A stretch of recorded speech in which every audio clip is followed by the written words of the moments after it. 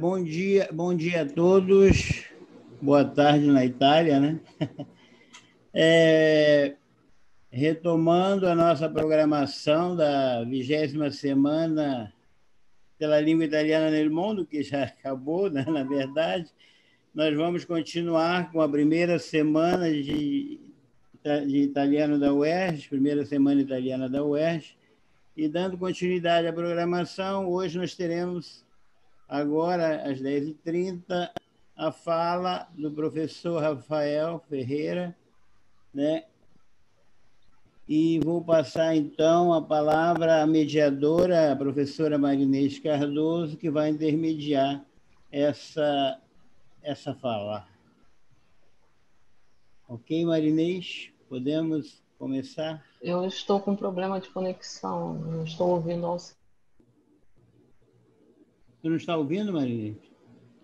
Rafael, ouve bem? Eu ouço os dois. A Marinês falou, eu ouvi você e eu ouvi ela.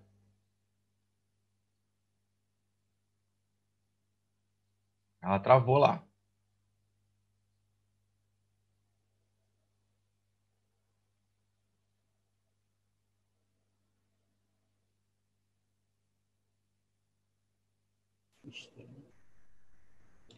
Agora você voltou para mim. Você tinha travado também. A Marinês continua travada. Marinês está travada, né? Isso. Voltou, Marinês? Não, Bom, então, continua. Marinês que saiu, caiu. caiu. Então, Rafael, acho que nós podemos, então, dar início apresentando rapidamente o professor Rafael Ferreira, é professor da Universidade Federal do Ceará e é, digamos, o tradutor, né, e estudioso de Graça de Leda, e hoje vai nos apresentar a conferência, né, Traduzir de Leda é traduzir a Sardenha. Exato. Podemos, então, dar início à conferência do Rafael. Rafael, com você. Tá, joia. Muito obrigado. Queria agradecer primeiramente o convite, né? A Aparecida me telefonou fazendo o convite, falando que seria a primeira semana italiana da UERJ. Eu fiquei muito contente por essa iniciativa. A UERJ, que tem trabalhado bastante, né, na divulgação dos trabalhos, nas pesquisas de italianística no Brasil, com a revista bastante bacana, né, que eu tenho tentado enviar artigos para publicação para vocês. Eu divulgo bastante a revista entre os meus alunos também, como espaço de divulgação científica da área de italiano no Brasil. Então, eu fiquei muito agradecido com o convite. Então, agradeço ao Cebides, agradeço à Aparecida, agradeço minha colega Marinês, que fez a pós-graduação comigo, que foi substituta junto comigo na UFRJ. Voltou, Marinês? Voltei, aconteceu um problema. Ó, tá travando de novo. Sim. Ao vivo é assim, a vida ao vivo é assim. É verdade, é verdade. Eu não sei se alguém já fez a sua apresentação. Isso. O Alcebiades já fez a apresentação, como você tinha caído. Eu já Sim. já comecei a falar, estou aqui nos agradecimentos. Ah, então Você tá. quer falar então alguma tá. coisa? Pode falar. Não, eu ia falar que eu estou muito feliz de poder, quando o Alcebiades me convidou, me chamou para fazer a sua apresentação, a mediação da sua fala, fiquei muito feliz, porque, né, você já é um velho amigo. Eu tive a Verdade. oportunidade de trabalhar com o Rafael, com o professor Rafael, durante 3 anos na UFC, junto com o Carlos Alberto, com a nossa querida Santinha. Né? Então foi Verdade. assim, um privilégio para mim, né? Tá um prato cheio, né? Unir o útil ao agradável, apresentar um grande amigo e um excelente professor. Então tá, ele já fez a apresentação, foi só esse parênteses que não tem nada a ver com a apresentação acadêmica formal, né? Fazendo aqui uma tietagem. Mas eu estava justamente fazendo a tietagem também, falando que a gente estudou junto, falando que depois a gente foi substituto junto, Na e UFRJ, que, é verdade, não nós é? nos cruzamos várias vezes, né? Na Trocamos figurinhas. pós-graduação e substituto ao mesmo tempo, né? É, verdade. E depois na UFC. E depois na UFC trabalhamos juntos. Então estamos Isso. aqui mantendo a parceria, né? Isso mesmo, Rafael, que funcionou tão bem, né? E funciona ainda. Verdade. Então tá, Só boa tenho a fala para. agradecer. Tá, eu também. Boa fala para você, boa comunicação, tá bom? Obrigado, obrigado, obrigado. Então, como estava dizendo, né, agradeço a todos os colegas da UERJ, não só Alcebiades, Marinês e Aparecida, mas todos os outros colegas também da UERJ aí por essa oportunidade. Eu vou compartilhar com vocês a minha tela. Espero que dê certo. Eu não consigo compartilhar minha tela. Eu aqui Consegue como... sim. Pode tentar. Agora apareceu aqui para mim. Sim, sim, pode compartilhar. Tá, joia. E eu consigo manipular, né, o que eu vou transmitir, não consigo? Consegue sim. Joia, obrigado, Aparecida. De nada. Joia. Vocês estão vendo o PowerPoint? Sim, Rafael, estamos vendo. Joia, beleza, muito bem. Então, eu fui convidado, né, para falar, né, sobre a minha pesquisa, o meu trabalho sobre Grazia Deledda. Eu sou professor, né, de italiano da UFC, Departamento de Letras Estrangeiras, e também sou professor de estudos da tradução do Programa de Pós-Graduação em Estudos da Tradução, a POET da UFC, onde eu mantenho um grupo de pesquisa chamado Traduzindo Identidade e Cultura. O meu autor de pesquisa é o Andrea Camilleri, mas também agora eu estou começando a pesquisar também sobre outros autores das ilhas italianas, né? Então tem aí o Camilleri, tem também a Deledda, tem outros autores também que eu estou pesquisando essa questão da cultura na fala desses escritores. No momento, eu estou em pós-doutorado na Universidade de Cagliari, então queria saudar o público com um bom dia, Brasil, boa tarde, Itália. Agradeço a presença também do público que está nos assistindo. E eu estou aqui graças à CAPES, né? Eu estou aqui com uma bolsa da CAPES. Então, a CAPES é sempre só agradecimento, né? Se não fosse a CAPES, eu não estaria aqui. Então, é isso. Aqui eu trouxe umas fotos da Grazia Deledda, né? Essa escritora que viveu há mais de 100 anos atrás, né? 100 anos atrás. E foi a única mulher italiana a ganhar um prêmio Nobel de literatura. Então, ela nasceu em Nuoro, que é no interior da Sardenha, mais precisamente no centro-norte da Sardenha, lá no século retrasado, ainda no século XIX, e ela morreu em Roma aos 64 anos. Era uma família do interior, porém era uma família que tinha posses, que lhe possibilitou aprender latim, italiano e francês, né? Vocês sabem, se ela nasceu em 71, tinha aí 10 anos de Itália unificada, e a gente sabe como é que foi esse processo, né, de unificação da Itália. Não foi assim, acordamos, né, depois da unificação, todos falando italiano.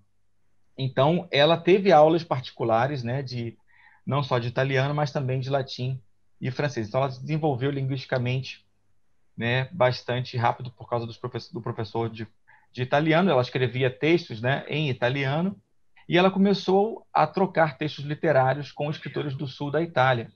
Então, ela tinha esse intercâmbio com outros escritores e tinha que ser em italiano, porque os outros escritores também não falariam sardo, né? Então, sabia italiano. Tá me dando um eco. Alguém tá com o microfone, com áudio ligado.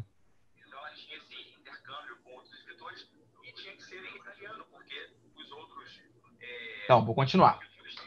Então, com 17 anos, ela escreveu o primeiro texto, né, que foi para ser publicado numa revista romana. Vocês sabem que o final do século XIX, início do século XX, era aquele tempo, né, que fervilhavam as revistas, os cafés literários italianos, né? E ela estava inserida nesse contexto, enviando os seus textos.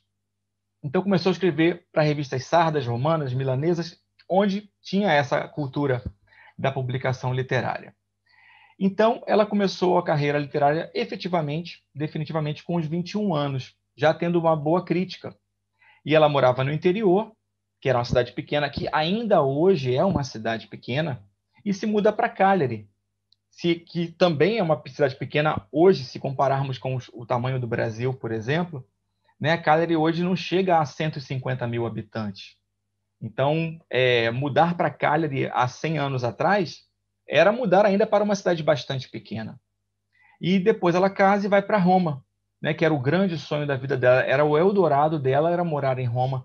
E ela vai para Roma, onde ela passa mais da metade da vida dela, e é onde ela escreve esses 2 livros que eu traduzi dela. E era interessante, né, assim como alguns romances da literatura brasileira, ela também publicava em folhetins, né, era diariamente publicado nos jornais, e que depois de um tempo eram publicados num volume único.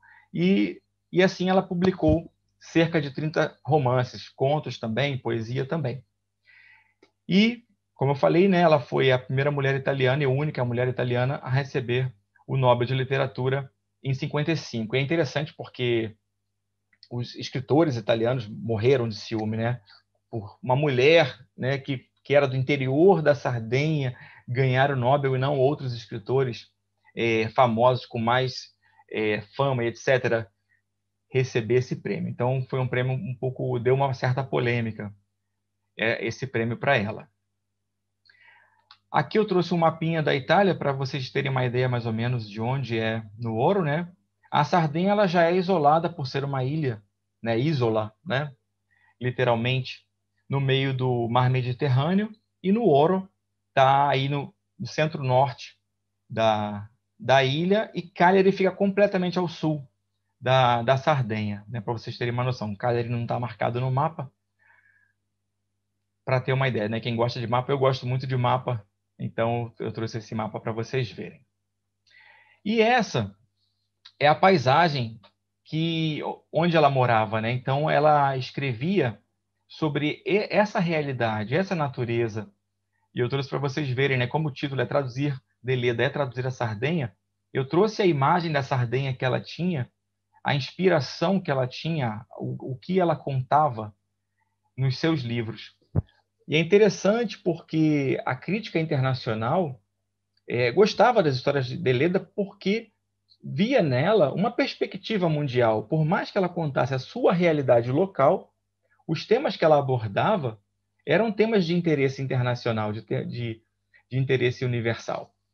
Mas ela contava essa paisagem aí que eu estou mostrando, porque a paisagem chega a ser um personagem na obra de Grazia Deledda, né? E para isso, tendo isso em vista, né, o tradutor tem que estar muito atento para como ele vai traduzir, como ele vai passar para o público leitor da nova língua-alvo essa realidade que ela tem nos seus textos na língua original. Muito bem.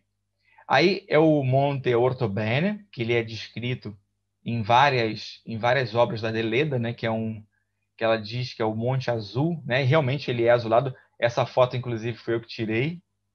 Ele é azulado, é bem diferente, né? A pedra dele é azulada. Também a realidade, né? O descampado. Essa é a típica vegetação dessa região da Sardenha, que é a máquia, que é um pouco parecido com o nosso cerrado, só que sem esse desnível, né, de altitude, que é uma parte gramada, uma parte com árvores baixas, arbustos, né? É a máquia mediterrânea, que faz parte do cenário sardo.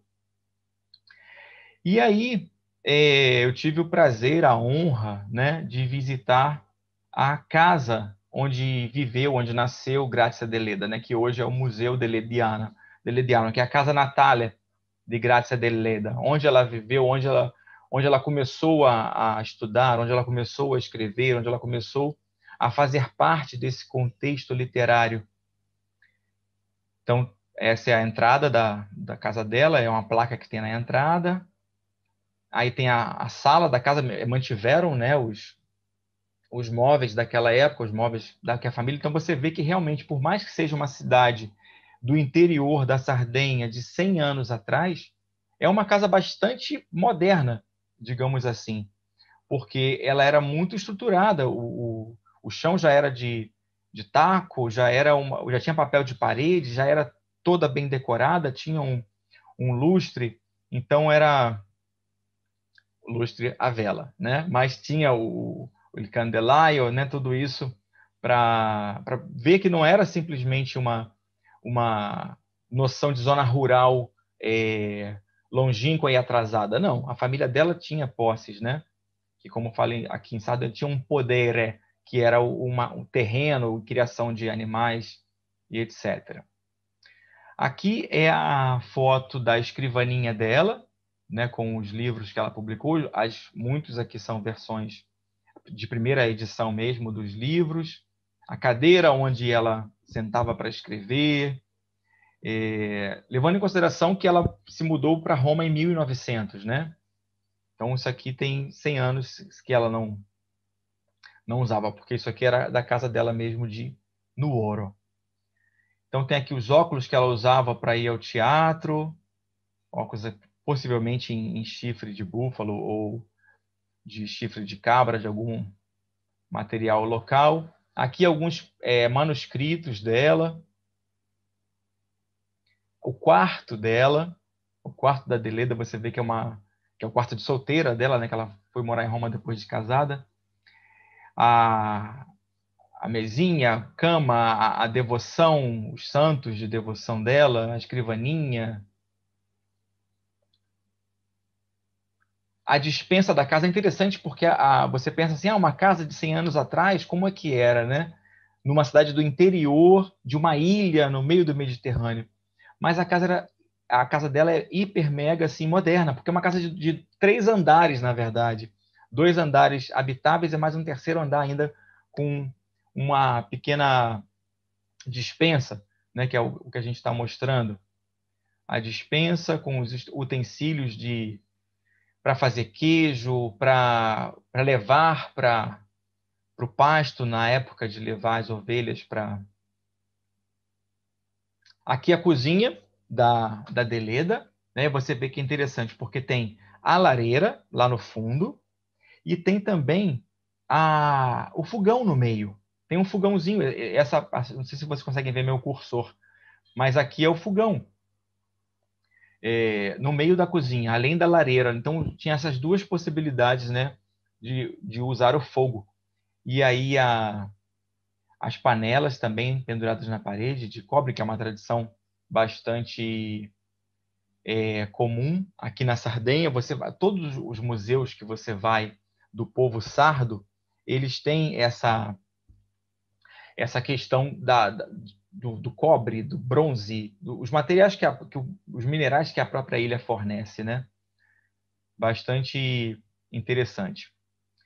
E além da casa dela, né, numa outra parte de Nuoro tem o Museu del Costume, que é um museu etnográfico do povo de Nuoro, de toda a Barbagia, essa região de Grazia Deledda, mostrando aqui, nesse museu, as roupas que eles usavam, os utensílios das profissões, que era basicamente de pastoril e também de pesca, né? Porque Nuoro está a menos de 40 quilômetros do mar, né? Tem uma montanha bastante grande, mas hoje tem passagem, acredito que naquela época não tinha, mas se chega ao mar, então tinha pescadores também nessa região. Então, nesse museu, você vai encontrar como vivia o povo tradicional de Nuoro, né? Os nuoresi. Então, todos os seus tecidos, a sua rotina, a sua alimentação. Então, é bastante interessante esse museu, até como tem um site bastante interessante que me serviu de pesquisa quando eu estava traduzindo, porque muitas coisas dos livros estavam... era uma questão cultural muito forte que não tinha no dicionário, não tinha em outro lugar para pesquisar, e o Museu do Costume foi muito útil na minha pesquisa. Aqui, essa sala, né, vocês podem olhar assim, o que pode ser isso? Deve ser um museu de pedra preciosa, um museu a sala da religiosidade, mármore, talvez. Mas não, aqui é a sala do pão, porque na Sardenha existem vários pães diferentes, com fins diferentes, com massas diferentes, com formas diferentes. Tem pães que parecem que são bordados, por exemplo. Tem pães para fazer escultura. E tem o pão do batizado, o pão da primeira comunhão, o pão do casamento, o pão do nascimento, o pão das honras fúnebres, o pão do Natal, o pão da Páscoa. E cada... Aqui estamos vendo duas paredes, né? Mas todas as 4 paredes dessa sala e outros painéis, eles mostram essa realidade dos pães, né? A ligação do povo no Nuorese com os pães. Então, isso é de fundamental importância para o tradutor que vai traduzir uma autora que exala a cultura do texto, né? Então, é muito rico e muito útil, né, esse museu para o tradutor. Aqui há uma foto, né, da atividade enquanto pastores, né, dos pastores. Aqui ele está fazendo queijo. Do lado de fora tem as latas de alumínio, né, para recolher o leite das cabras. E dentro da casa, né, que essa casa é a casa que ficava dentro do curral, onde o curral da família, né, cada família tinha o seu curral, para onde fazia o pasto das ovelhas, para onde levava as ovelhas. E essa casinha seria um tipo de abrigo, né? Onde ele dormia, onde ele comia, onde ele fazia o queijo, né? Então, essa é muito presente, né? Essa casa em Grazia Deledda, né? Que é a casa da tanca. A tanca seria toda a área do curral, e é a casa que aparece várias vezes. Aí ele está fazendo o queijo, que é uma das profissões, né? Ele casaro, né? Que faz o queijo, que é muito famoso. Todo mundo já ouviu falar no pecorino sardo, né? Só que não é só o pecorino sardo que existe aqui. Tem vários outros tipos de queijo. Então é muita riqueza de queijo e muita riqueza de pão na Sardenha. E isso é refletido na obra de Deledda.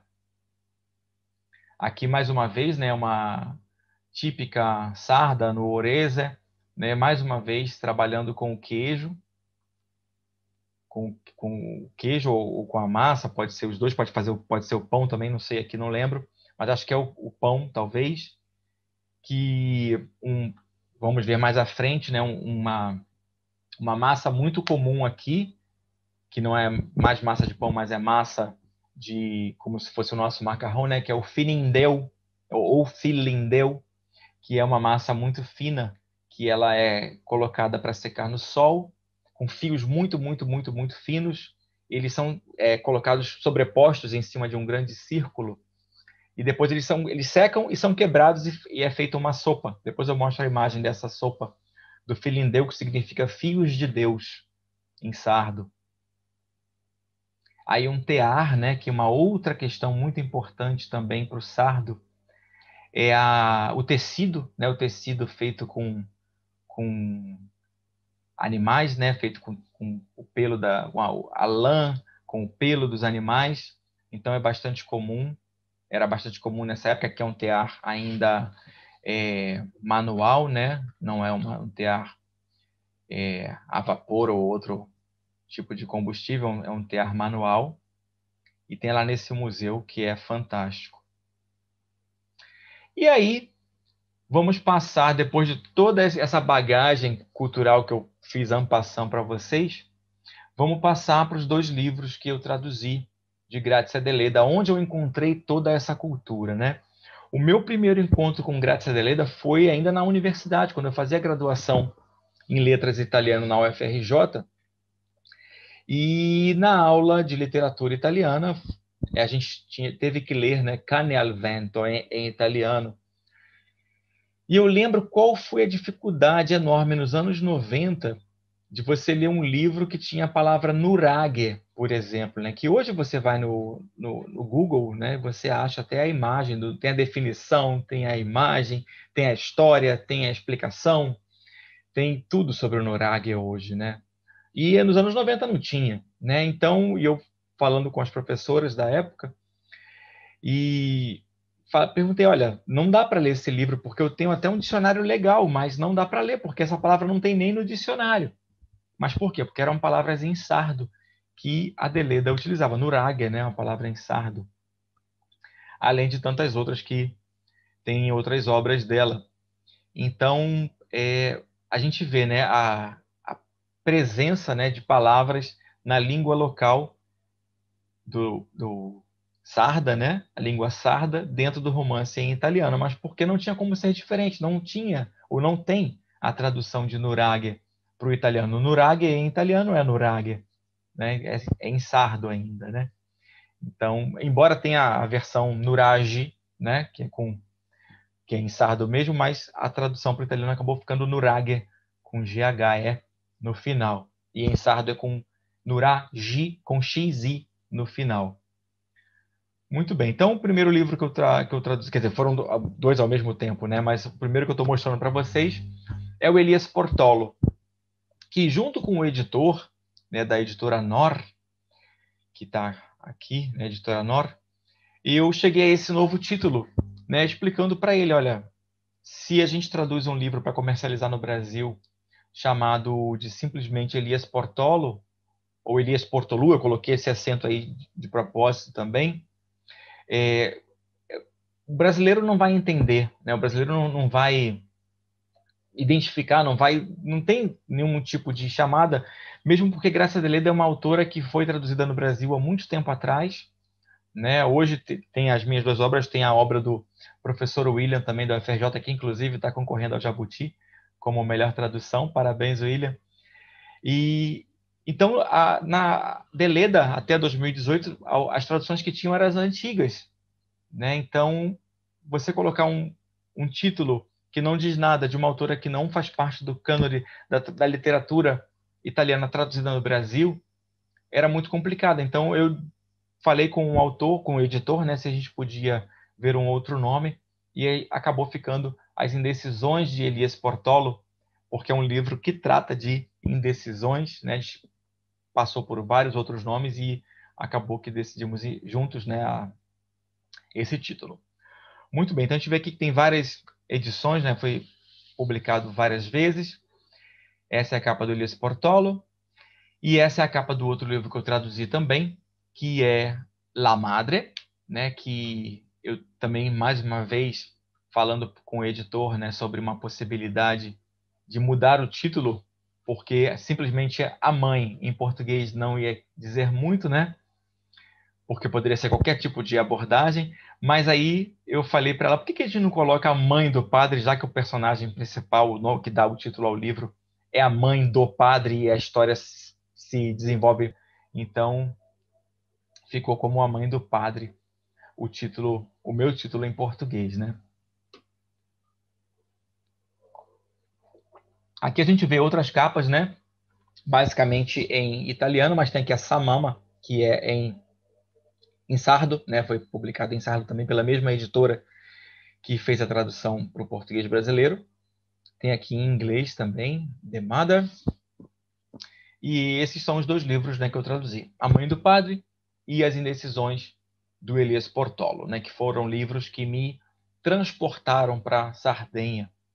Eu já tinha vindo à Sardenha em 2000, né, 20 anos atrás, quando eu ganhei o prêmio do concurso América Latiníssima da União Latina, né, União Latina, que realizava esse tipo de concurso, né? Então eu vim com a União Latina, concurso América Latiníssima do ano 2000, passei uma semana em Cagliari, visitei algumas cidades vizinhas, visitei um nuraghe, né, finalmente, para descobrir o que era um nuraghe. E aí, quando foi em 2011, a gente recebeu na UFC a visita de dois professores daqui da Universidade de Cagliari, que foi o professor Giuseppe Marti e a professora Vera Piras.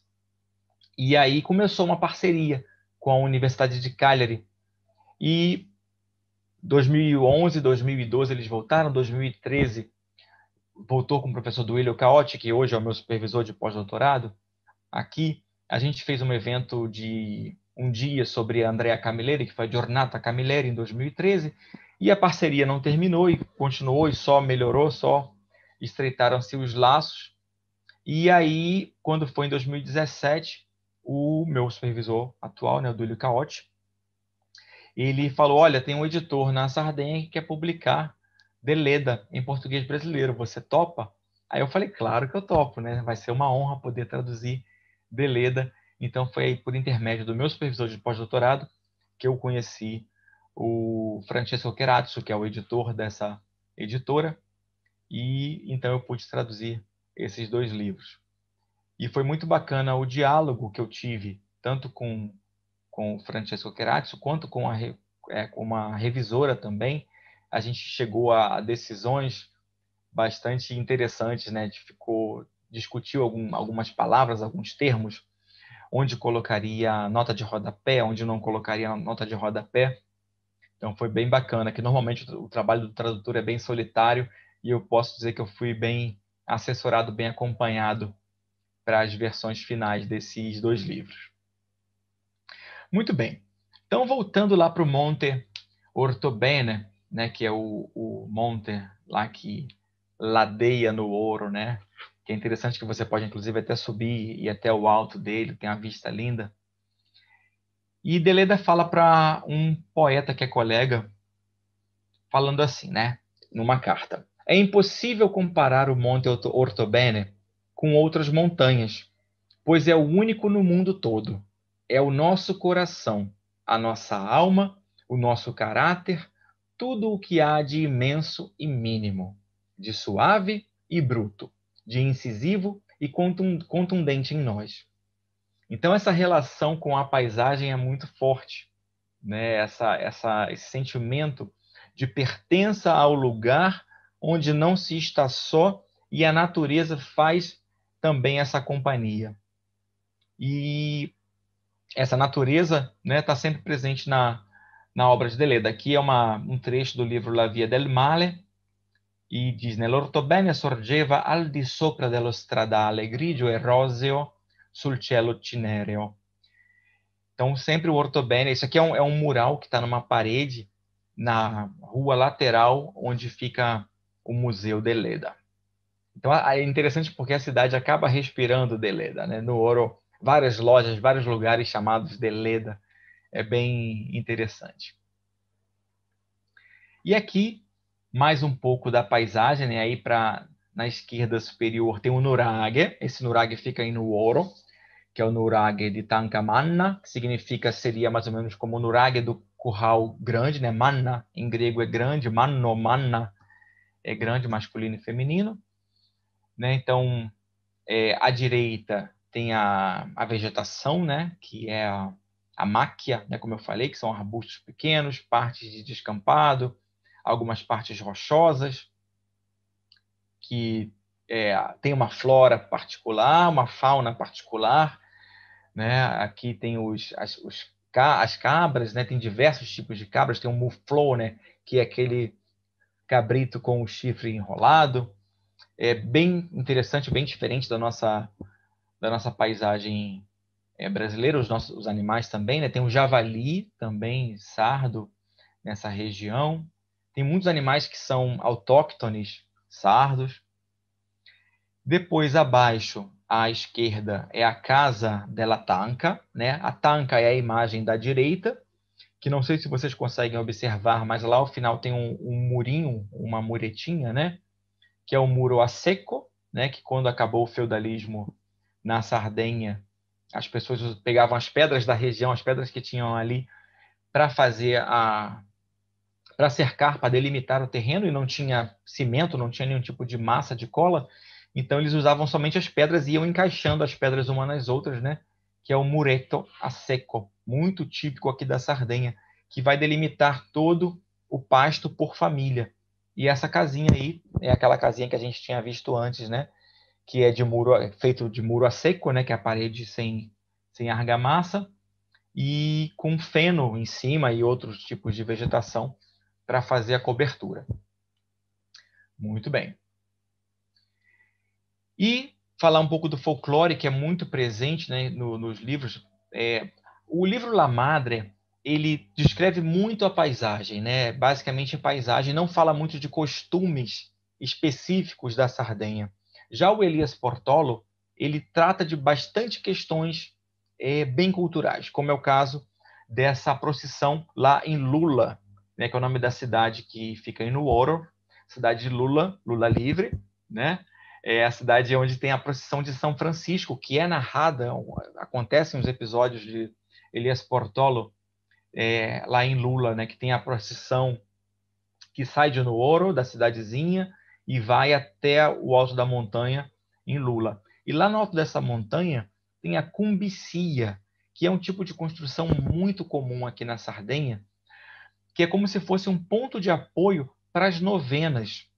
Então, os romeiros, né, eles iam para essas localidades dedicadas, consagradas a um determinado santo, e lá se dividiam em fraternidades, em famílias, e cada uma tinha o seu salão, que seria toda a estrutura da cumbicia, que eles ficavam ali por 4, 5 dias fazendo a festa do santo. Né? Levavam comida, salame, vinho, pão, queijo, e ficavam ali para festejar o santo. E esse episódio da festa de São Francisco é narrado em Elias Portolo, principalmente porque a mãe de Elias Portolo é devota de São Francisco de Assis.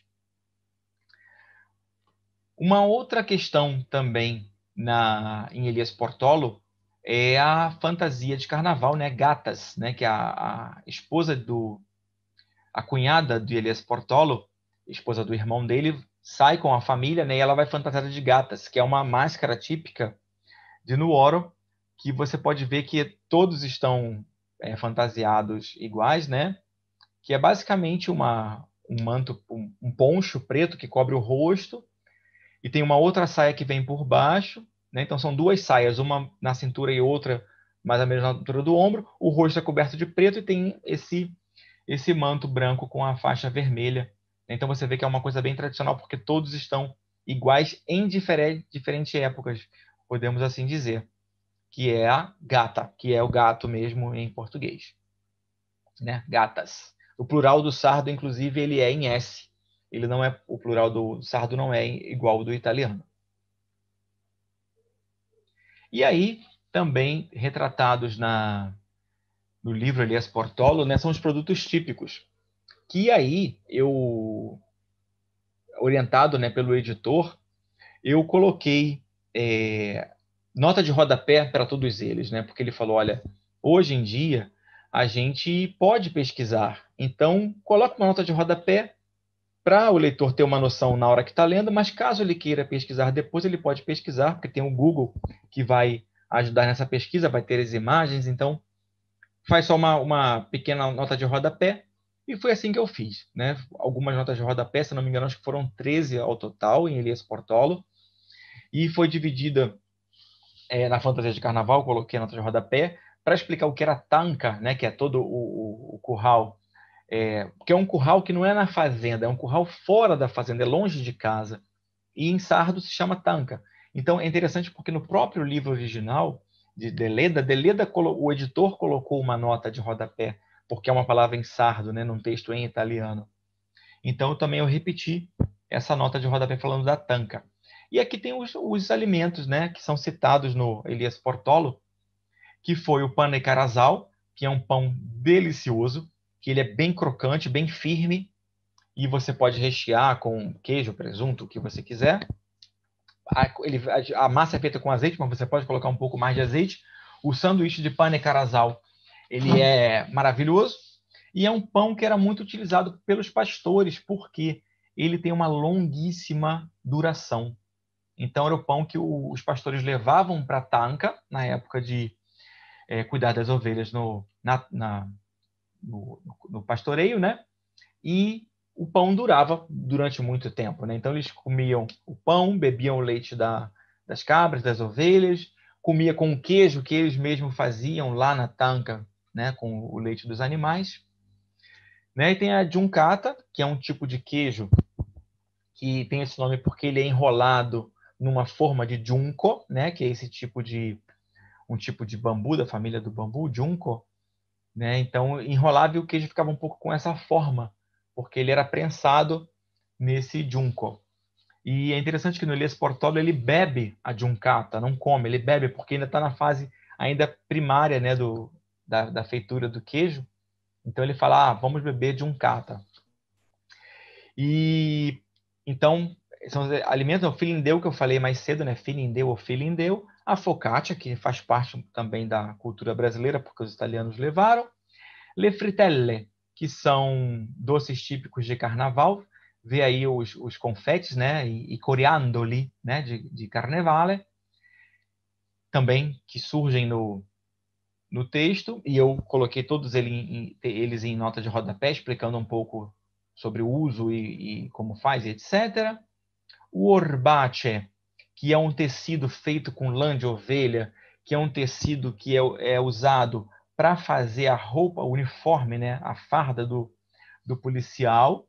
Então, é uma tradição que chegou, né, até os dias de hoje. É um tecido bem grosso, porque tem que aguentar o frio. No Ouro é bem mais frio que Cagliari, por exemplo, principalmente porque está no alto. E outras notas de rodapé que eu utilizei foi para falar dos nomes zio e zia, que são usados, né, como seu e dona no norte da Sardenha. Né? Aqui em Cagliari não se usa zio e zia para as pessoas mais velhas, mas do centro para cima, né, no interior de um modo geral se usa. Expliquei que o Elias Portolo ele chega de uma penitenciária, ele volta para o seio familiar depois de ter passado um tempo numa penitenciária. Não se fala o que ele cometeu, não fala qual foi o crime dele, mas toda vez que se fazia referência a essa penitenciária, que era no continente, né, estava sempre em itálico, né, então eu tive que fazer essa referência. Depois apareceram outros nomes como corcários, que são colheres, e malunes, que são recipientes de cortiça, que aparecem em sardo. Então eu mantive em sardo e coloquei nota de rodapé explicando o que era. Outra nota de rodapé foi sobre a poesia extemporânea, que é um gênero de poesia de improvisação, difundido na Sardenha dos séculos XIX e XX, né? E muito comum no Brasil também, né? Temos aí o repente, por exemplo, tem o slam, né? Que está famoso um pouco no mundo hoje, né? Então a poesia extemporânea pode ser um antepassado desse tipo de poesia. Então usei notas de rodapé para manter a referência que a própria Deleda fez, né? Para manter a cultura local. Não domestiquei, né? Usei uma estrangeirização, né? Um próprio calque da língua original. E tinha também um versinho, né? Maio, Maio, BNN, que eu deixei no original, no texto, e coloquei uma nota. O próprio texto, no original, estava com a nota, com a tradução do sardo para o italiano, né? E eu fiz uma nota com a tradução desse texto. Maio, Maio, bem-vindo. Depois apareceu um outro texto também de poesia, que é um personagem que recita, e eu deixei o original, né, a língua fonte, e coloquei a tradução também. Mantive o original para ser visto como era, como forma, já que o meu objetivo principal não era traduzir poesia, né, mas traduzir um romance que continha poesia. Então, junto com o editor, a gente achou interessante manter o texto original no livro, para o leitor brasileiro poder ter acesso também a esse texto original. Depois, em relação aos nomes, eu mantive os nomes. O nome da mãe do Elias é Aneda, depois aparece como Anesa, né, que é o diminutivo de Ana. Eu coloquei Aninha somente em uma vez só, quando o marido chama Aninha, e depois repeti Aneda. Na mesma frase ele fala Aneda, eu coloquei Aneda, Aninha, e mantive depois Aneda para o leitor saber que Anedas ou Anesa significa Aninha. Tem um personagem que é o Prete Porquedo, que seria porquinho, né? Eu só traduzo porquinho uma vez, né? Porque eles riem, os personagens riem dele por causa do nome, falou que ele parecia realmente um porquinho, então eu tive que traduzir.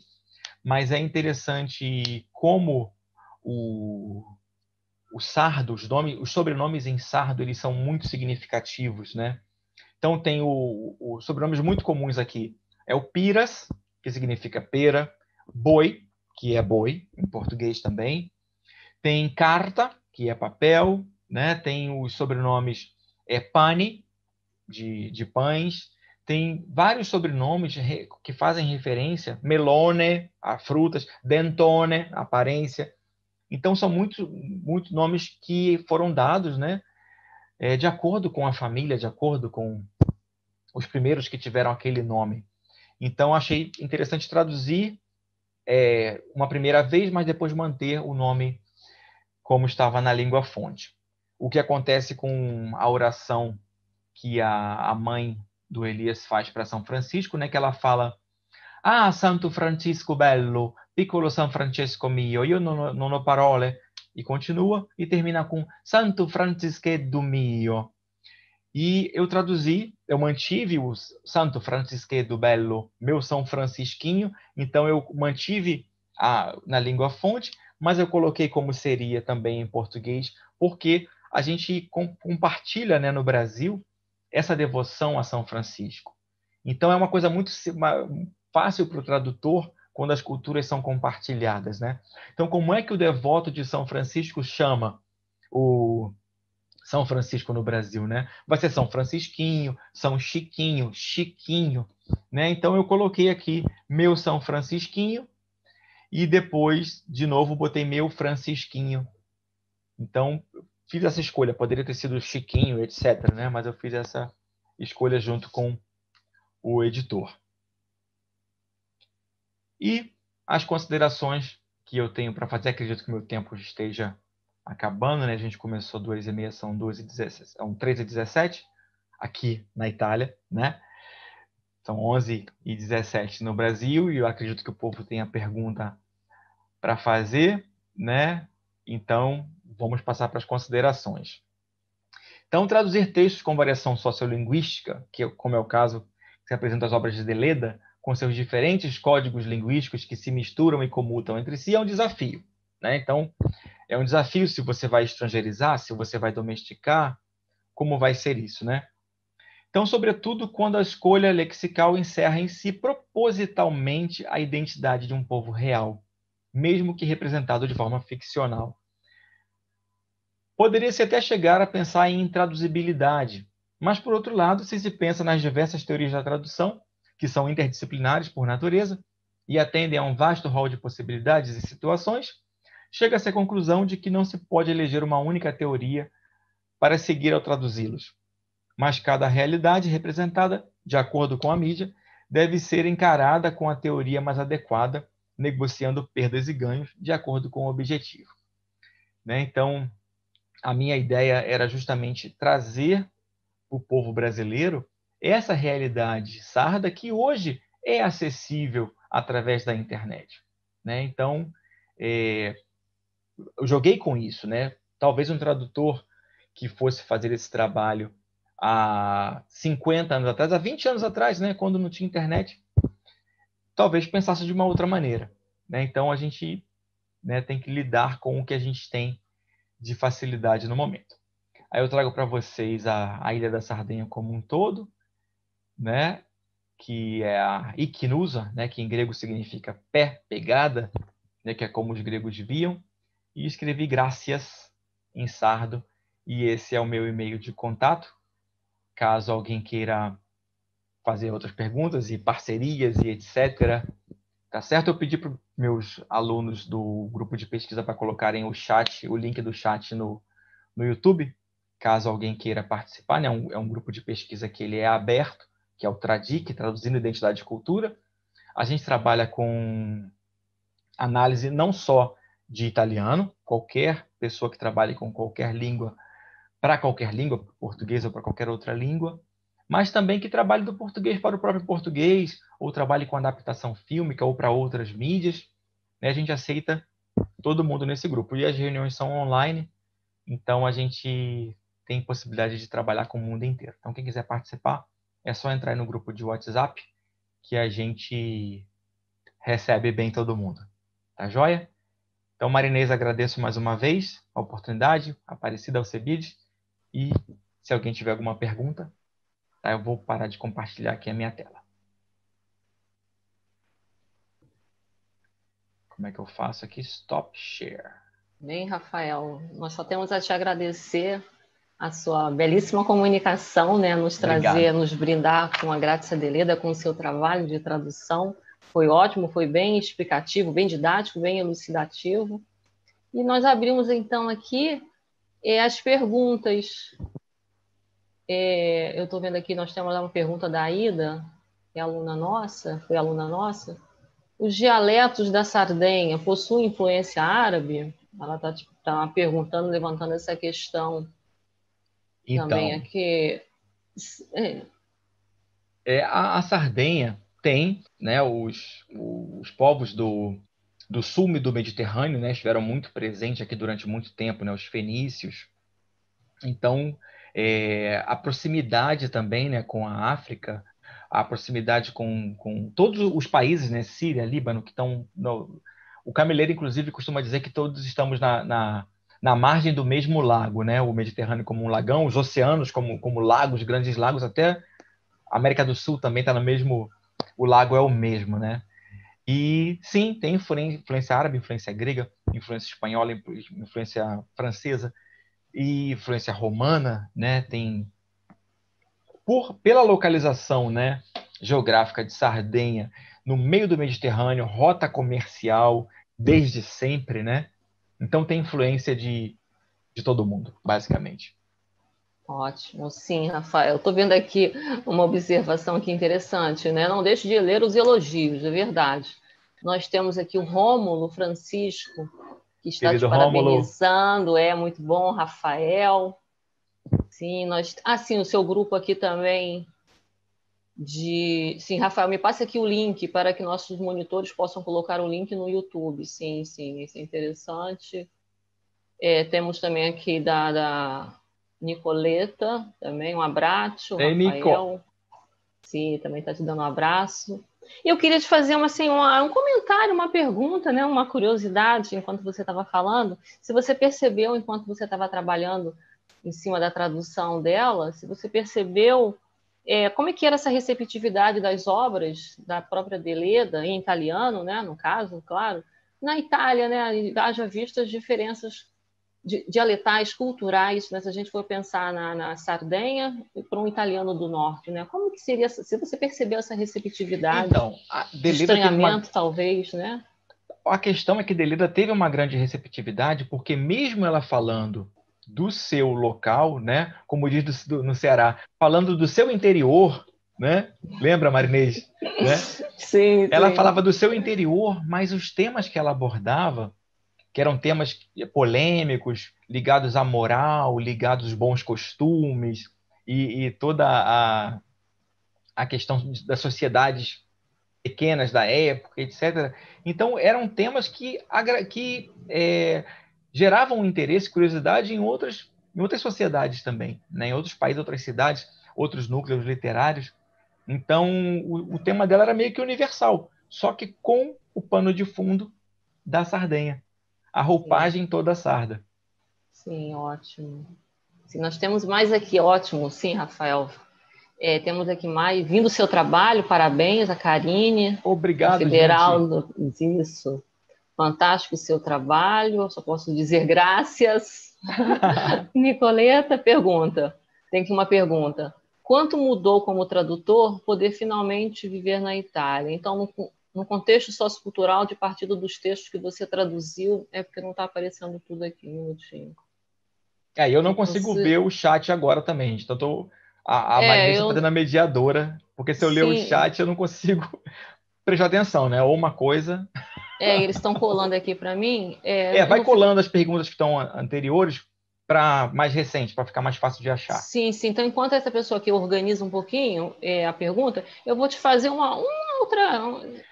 Não, essa pergunta aí reflexão. De se morar na Itália mudou alguma coisa. Tá assim, quanto mudou como tradutor poder finalmente viver na Itália? Eu acho que é uma interrogação que deveria ter aqui, isso mesmo. Então, no contexto sociocultural, quanto que mudou isso, você como tradutor, viver na Itália? Hoje, a gente tem, como eu falei, a gente tem acesso, né, a basicamente tudo que a gente quiser, né? Você consegue acessar vídeos no YouTube, você consegue ver a Deleda falando, por exemplo, né? Tem os vídeos da época do Nobel de Literatura, tem lá o áudio dela falando, tem fotos dos lugares, né? Porque não é tão antiga assim também, né? Já existia o vídeo, né? Na época de Deleda. Então, a gente tem acesso. Então, o trabalho de pesquisa para o tradutor que não mora no país da língua que traduz, ele foi muito facilitado, né? Muito, muito facilitado. Mas, obviamente, que você traduzir um autor que tem a cultura como um dos seus objetivos nessa transmissão, né, da sua criatividade, né? A cultura faz parte da escrita de Deleda. Obviamente, estar aqui, ver o sardo, ver a alimentação, ver o costume, o comportamento, mesmo que 100 anos depois, é fantástico, né? E ver como é a vida no ouro, né? Como é que o acesso a no ouro, como é hoje, como é que era o acesso a no ouro há muito tempo atrás, uma estrada toda sinuosa para chegar até no ouro, né? Se vai pelo litoral leste, é bem complicado de chegar lá. Então, como é que era isso há 100 anos atrás? Então, você pode fazer várias reflexões e inferir coisas sobre o texto. Você faz várias reflexões que você consegue encaixar até o que ficou não tão bem entendido, a gente consegue fazer essa reflexão melhor, né? Estando aqui, vendo, sentindo, questão de clima, a relação deles com a flora, com a fauna, com a alimentação, que tudo aqui é muito regrado de acordo com a estação do ano, por exemplo. Né? Uma coisa que no Ceará, por exemplo, a gente não tem essa noção. Né? Fui comprar laranja outro dia aqui, eu falei, tem laranja? Aí a moça falou assim, não tem, não tá na época. Aí eu falei assim, como assim não tá na época da laranja, né? Porque no Ceará tem laranja o ano inteiro, né? Mas ela falou assim, tem laranja, mas não é sarda. E o sardo tem um orgulho bem forte, né? Ele fala para você, ó, tem essa laranja aqui, que é espanhola, e tem essa daqui, que é bella buona sarda. Então tem toda essa questão, a valorização do produto local. Então você vê essa cultura, né, fervilhando, né? Bem bacana. Ótimo, Rafael. Temos aqui também mais um elogio aqui também para você. Obrigado, gente. Marco Baroni, parabéns, Rafael. Marco! Foi uma linda viagem na Sardenha. Foi o que eu tentei fazer. Simone Cruz também, uma excelente apresentação, um mergulho cultural fantástico. Obrigada, professor Rafael. O Marcelo Balbach, parabéns. E obrigado pela belíssima apresentação. A Anitta também. Anitta! Tá mandando aqui, a Anitta Gulo. Orientadora. Tá mandando também aqui, parabéns, Rafael, belíssimo trabalho. Luiz Felipe Santos também, bom giorno. Professor Rafael, como va? Ou seja, muitos elogios e muitos comentários. Eu gostaria de fazer uma pergunta. Confesso que nunca li Grazia Deledda. Ela retrata em seus romances algo sobre a Sardenha após unificação na Itália? É do Luiz Felipe. Então, a Deleda, ela já nasceu na pós-unificação, né? Ela nasceu em 71, né? Mas ela não trata essas questões nos livros que eu li, ela não trata essas questões do nacionalismo, né? Que é uma outra possibilidade literária aí, tratar da nacionalidade, da unificação, etc., que a gente vê como, por exemplo, em Cuore, né? Por exemplo.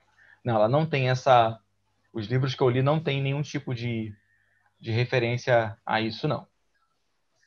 Sim. São 30 livros, né? Pode ser que... Sim, só 2 por enquanto, né, Rafael? Exatamente. Coisa pela frente, sim. Enquanto as pessoas pensam em alguma pergunta, em algum comentário, eu só queria te perguntar, você que já pesquisava já o Camilleri, continua, isso mesmo, né? Eu me lembro disso. Qual é assim, a aproximação, qual é a relação que você vê nesse trabalho de tradução, né? Os dois são do Sul, né? Um da Sicília, ela da Sardenha, realidades tão diferentes, né, do Sul em relação ao norte da Itália, a região centro. Sim, o que você vê que se aproxima nesse trabalho de tradução dos dois que você já fez, né? Tem alguma aproximação, alguma diferença? São dois autores que eles não simplesmente escrevem histórias, né? Não contam histórias simplesmente, mas eles contam histórias das suas realidades. né? Tem um caráter ali, tem pinceladas autobiográficas nos dois, né? Tanto em Camilleri quanto na Graça de Leda. A Graça de Leda, ela coloca a paisagem da vida dela em todos os seus livros, e Camilleri coloca, além da paisagem da sua vida, da sua infância, ele coloca a língua também, né? Que o Camilleri escreve naquela mistura, naquele mix de línguas, né? Que ele ouvia quando ele era criança, né? Que foi um mix de dialeto siciliano de várias regiões diferentes da Sicília. Então, o que eles têm em comum é isso, né? Essa necessidade que eles têm de mostrar, de serem embaixadores da sua região, da sua localidade, da sua cultura, do seu povo. E é muito interessante porque o Sul, né, desde o pós-guerra em diante, principalmente, né, o Sul da Itália sempre foi muito deixado de lado, né, e uma valorização da cultura do Sul, da cultura das ilhas, né, de forma literária é uma coisa muito importante, né, porque tem um resgate, tem uma valorização do próprio povo, né, que se sente representado nesse texto.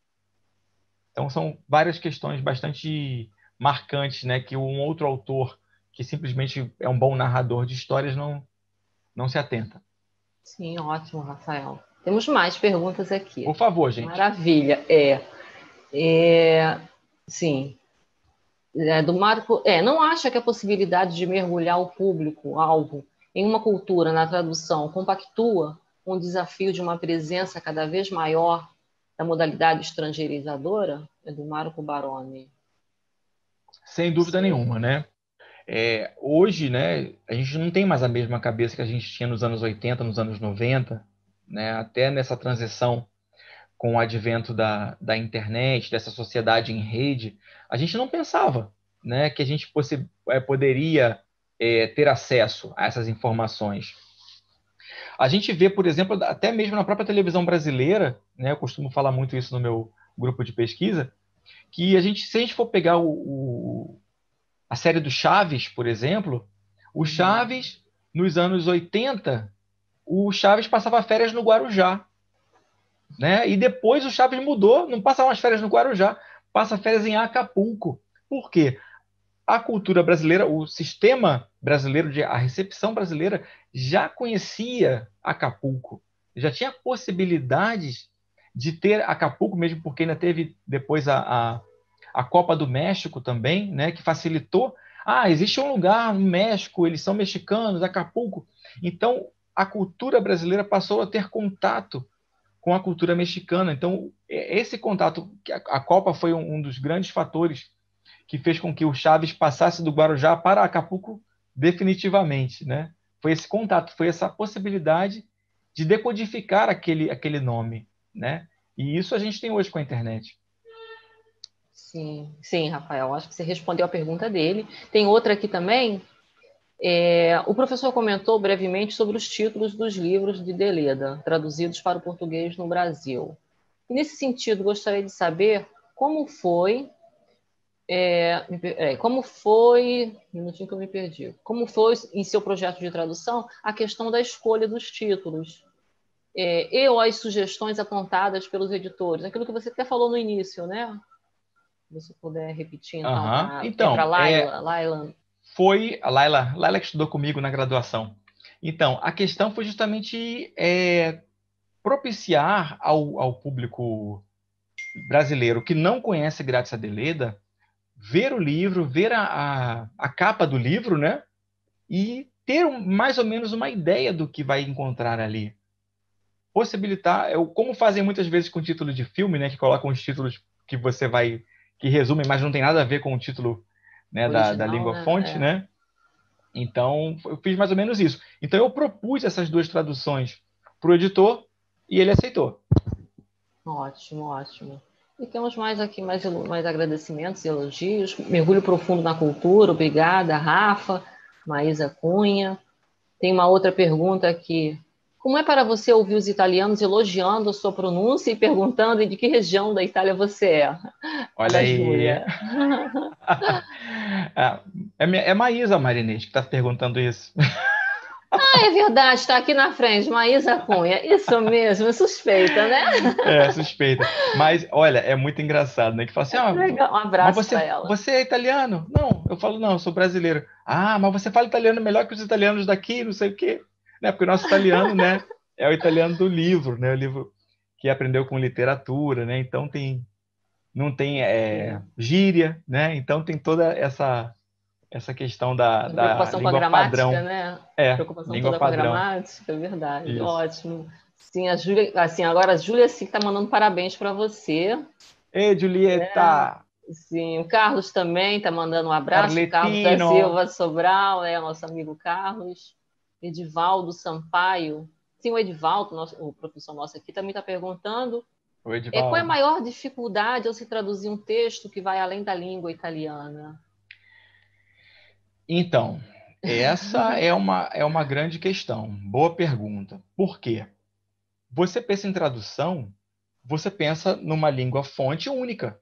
Uma língua fonte única porque o teu público é um público de cultura e língua fonte únicas. Mas, se o autor ele escreveu o texto usando um mix de línguas, como faz o Camilleri, como faz agora a Deleda, não tanto quanto o Camilleri, o que fazer, né? Então, a minha ideia é, se, como Deleda, né, que foram palavras soltas ao longo do texto, e muitas vezes em Deleda ela botava a palavra em sardo e colocava a explicação italiana do lado, ela parafraseava ela mesma, né? Então, isso já facilita bastante a vida do tradutor, né? Que não acontecendo isso, você não precisa ter a nota de rodapé que vai quebrar um pouco a leitura, né? Então, Deleda é tranquilo, porque se não é a palavra solta, você vai e coloca ali a, a nota de rodapé, beleza. Agora, com Camilleri, que escreve com o mesmo parágrafo, na voz do narrador, a voz dos outros personagens, tem o siciliano, o italiano, alguns textos, alguns livros com espanhol, alguns livros com latim, genovese, milanese, e tudo de propósito para que o leitor veja que ali tem falas diferentes, de origens diferentes. É a negociação, né, que o Humberto Eco propõe, né? Tem que negociar vai ter perda, vai ter ganho.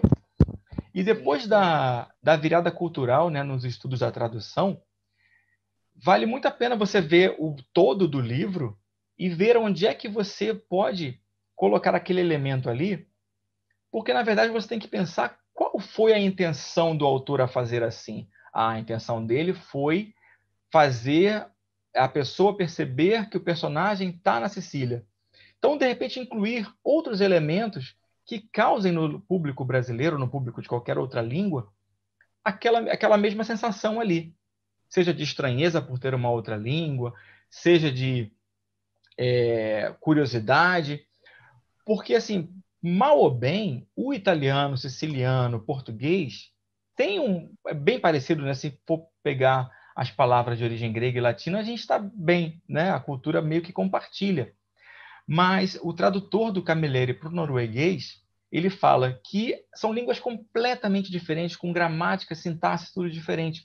Então ele coloca elementos que os noruegueses reconhecem como italianos no meio do texto para fazer essa ambientação que o Camilleri prevê. Não fica, obviamente, ideal como o Camilleri previa, né, nos textos dele, mas é uma solução que vai, né, produzir perdas e vai produzir ganhos. Ótimo, Rafael. Temos também aqui mais um cumprimento para você. Parabéns. Obrigado. Assim, Carla Pepe, abraços, amigo Obrigado, Rafael. Carlota.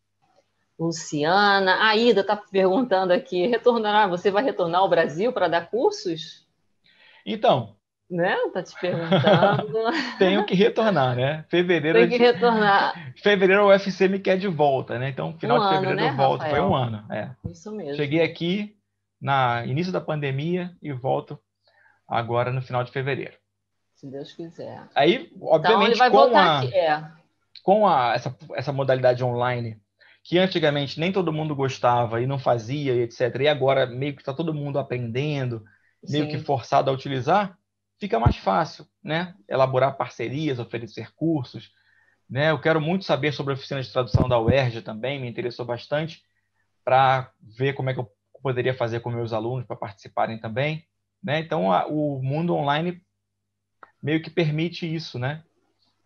Sim, a Luciana Teles também tá falando que está Oi, Lu. excelente, que ela já recomendou a live a várias pessoas. E temos uma pergunta aqui também da Cláudia Valéria. Oi, Rafael, Cláudia, conhecida, né? da Suíça. A Cláudia da Suíça, Sim. famosa, da Fresco Italiano. Rafael, houve algum termo ou ideia que você tenha tido dificuldade de traduzir? Por exemplo, algum termo dialetal ou até mesmo de uso familiar? Qual foi a sua solução? Então, a- assim, eu tive dificuldade quando eles descreviam a cidade, né? Porque a gente está falando de uma cidade de 100 anos atrás. Tanto em La Madre quanto em Elias Portolo são cidades de 100 anos atrás.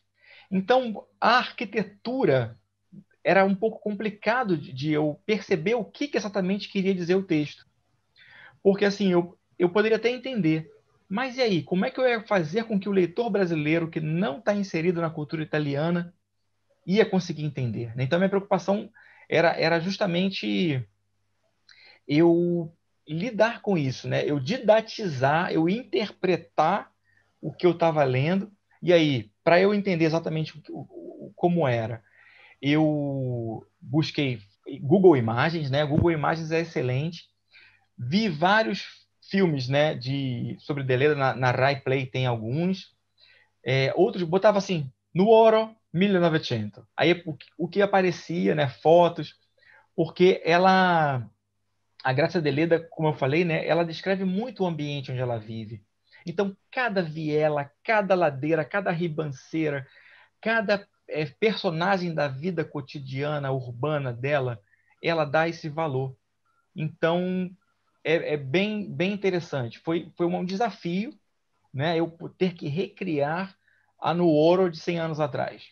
Mas eu tinha tanto o editor como o meu supervisor aqui que estavam apostos, dispostos a me ajudar quando eu não conseguia visualizar, né, o que eu conseguia. E a Nicoleta também, né, colega da UFC, me deu uma ajuda em alguns momentos também, até nos momentos que eu errava eu fui fazer contar aqui erros de gravação para vocês. Eu peguei, como no livro La Madre tem muita palavra prete, então eu coloquei logo no Word, na minha ferramenta lá de tradução, coloquei. Onde tiver prete, já coloca logo padre, para eu não ter que traduzir 1 milhão de recorrências da palavra padre. E aí apareceu uma palavra, de repente, né? Eu fui e fiz isso. Esqueci. Aí, de repente, apareceu lá padrende. Aí eu falei, Nicoleta, pelo amor de Deus, o que é padrende? Ela foi, ligou para amigos dela, sardo, para saber o que era padrende. E de repente me deu um estalo. Eu falei, gente, não é padrende. É o prete que virou padre. Era pretende e virou padrende. Mas aí foi bem engraçado, né? Então teve essa... Os bastidores, né, da Depois tradução. foi engraçado. Sim, imagino. Aqui o Alcebiades também está falando, parabéns, Rafael, excelente trabalho, me fez lembrar muito da nossa querida Leda Papaléu. Sim. Sim, a Aparecida, professora também aqui da UERJ, certamente uma parceria excelente, muito bem-vinda.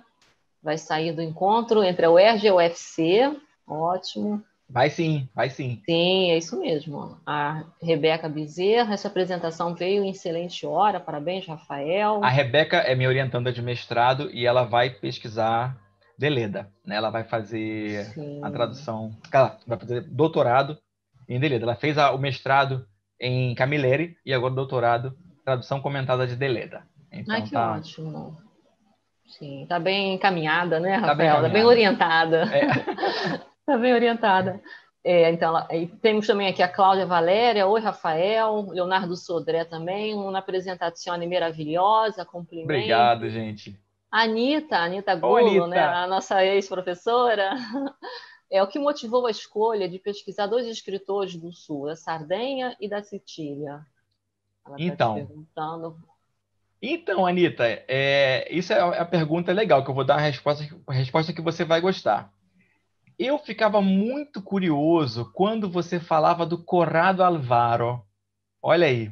né? A motivação Gente veio da sua Naspromonte, né? pesquisa de Aspromonte Calabrese, Uhum. né? E você falava, né, da realidade, do nome Aspromonte, Aspromonte que era Citità, Calabrese, que era o Monte Áspero, e etc. Isso já me dava uma curiosidade, né?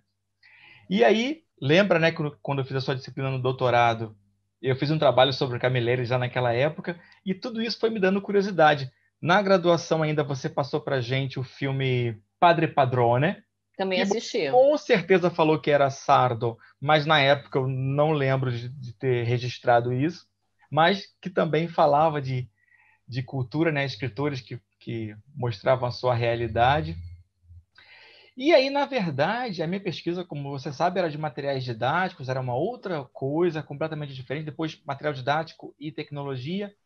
Mas o que me fez passar para os escritores regionais, na verdade, foi a parceria com a Universidade de Cagliari, que quando eles começaram a frequentar a UFC, e eu falei que eu gostava do Camilleri, e eles falaram que eles tinham aqui um núcleo camilleriano. Então, e falaram, por que você não escreve? Por que a gente não organiza? Por que a gente não faz? E isso foi me dando mais motivação também.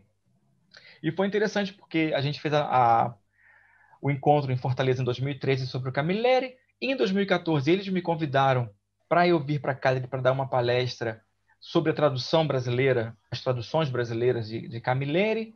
E essa parceria com o Cagliari nunca acabou, né? E eu percebi que essa, digamos, teoria, essa categorização toda em que Camilleri está inserido, Deleda também está inserida, e os outros autores do Sul ou das ilhas, né, estão bastante inseridos também. Então, tudo isso me move muito. Tudo que tem tradução de cultura e identidade me move. E eu entrei na tradução porque na UFC a gente criou em 2014 a pós-graduação, que até a Marinês chegou a atuar também com a gente, que é a pós-graduação em estudos da tradução, né, que são 4 no Brasil atualmente, né, que é Santa Catarina, USP, Brasília e Fortaleza, que é a única do eixo norte-nordeste, né? Então a gente precisava de um programa desse lá, e aí é uma coisa que sempre me encantou, né, a tradução.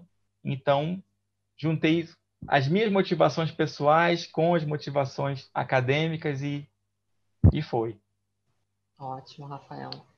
Mais um elogio também aqui do nosso grupo de italianística da UERJ. Parabéns. Sua Obrigado. apresentação é um convite à viagem por Deleda. A Karine Marielle, lá do Paraná, da Federal, também, está perguntando. Rafael, você comentou o nome da cidade Lula. Você teve que traduzir outros topônimos? Se sim, poderia comentar as escolhas dessas traduções, né? Então, eu não traduzi topônimo nenhum. Eu deixei como estava, e até que em Deleda não aparecem tantos. Mas eu traduzi agora, em 2020, um autor contemporâneo, né, que é o Roberto Deril, que ele escreveu um livro também sobre a realidade sarda, e ele faz uma viagem precisa por toda a Sardenha.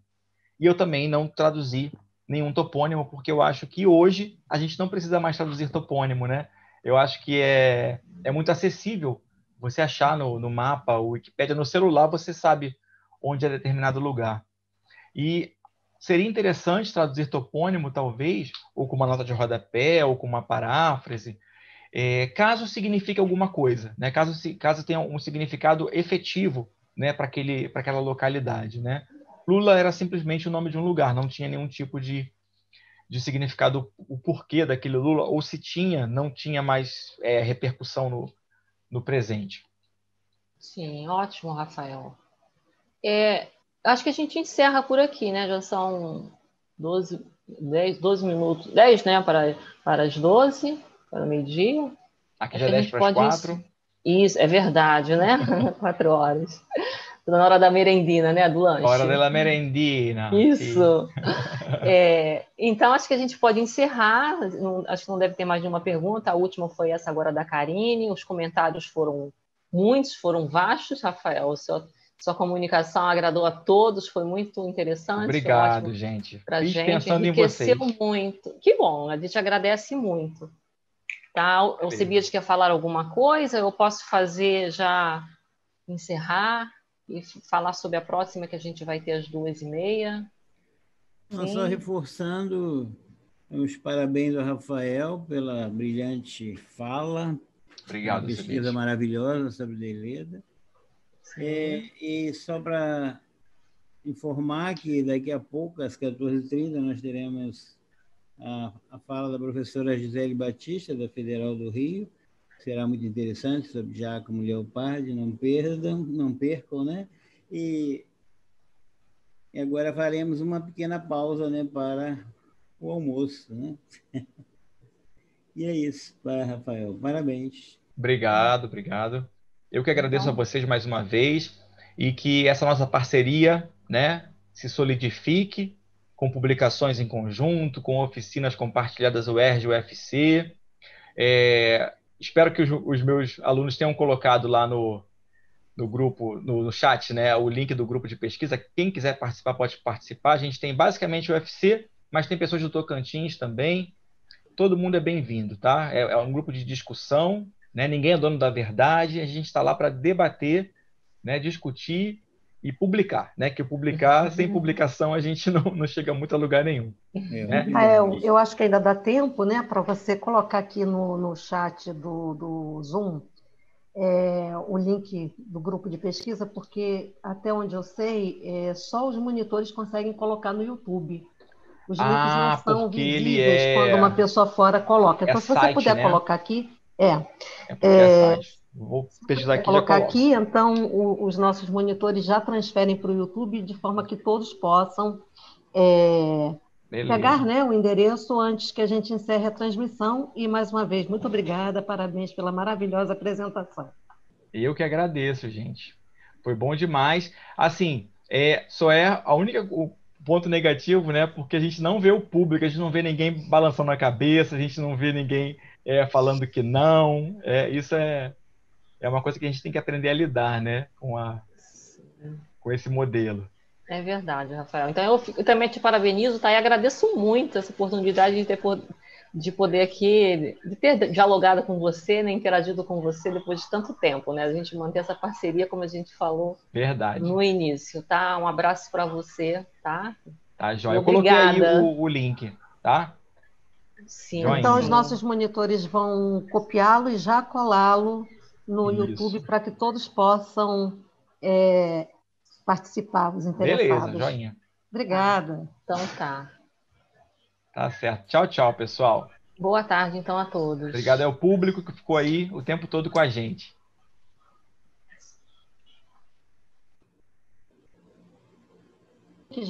Já colocaram o link no YouTube? Não sei, deixa eu ver aqui. Para que eu possa encerrar a apresentação. Já foi. Já foi? Foi. A Então Karen tá colocou. bom. Obrigado, Karen. Obrigada, Karen. Eu vou encerrar agora a transmissão.